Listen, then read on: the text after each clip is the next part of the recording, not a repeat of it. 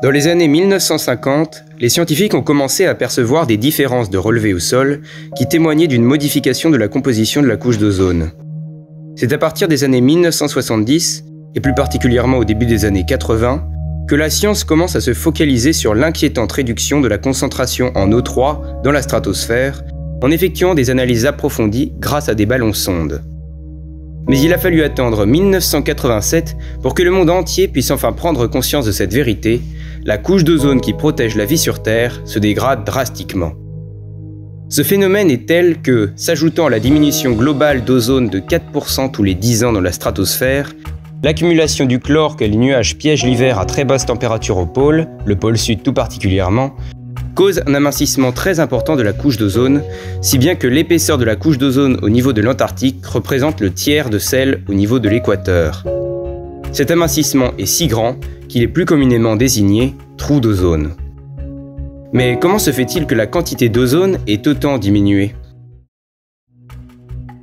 Lorsque les scientifiques se sont posé cette question dans les années 1980, ils partageaient deux mouvements de pensée. La majorité optait pour l'idée que c'était des produits chimiques présents dans les aérosols, les climatiseurs et les réfrigérateurs qui seraient véritablement nocifs dans l'atmosphère. Les chlorofluorocarbures, aussi abrégés CFC. Une autre partie importante de scientifiques pensait que la diminution était d'origine naturelle. Ce consensus fut de courte durée, car en 1985, le premier accord international sur la protection de la couche d'ozone a été signé en vue de protéger l'environnement. Il s'agit de la Convention de Vienne sur la protection de la couche d'ozone. 24 pays et la CEE, l'ancêtre de l'Union européenne, signent le 16 septembre 1987 le protocole de Montréal, qui a pour objectif de cesser le recours au CFC dans la production des machines d'aération et de refroidissement. Cette décision est aujourd'hui approuvée par 197 pays, ce qui permet de limiter le risque de réduire davantage la concentration en ozone dans la stratosphère.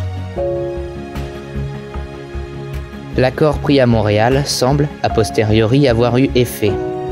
De nos jours, les scientifiques ont prouvé que, par leur grande concentration en gaz halogènes tels le chlore et le brome, la diffusion des fréons, que sont les CFC et les HCFC, ainsi que la concentration des nuages, sont responsables de l'appauvrissement en ozone dans la stratosphère.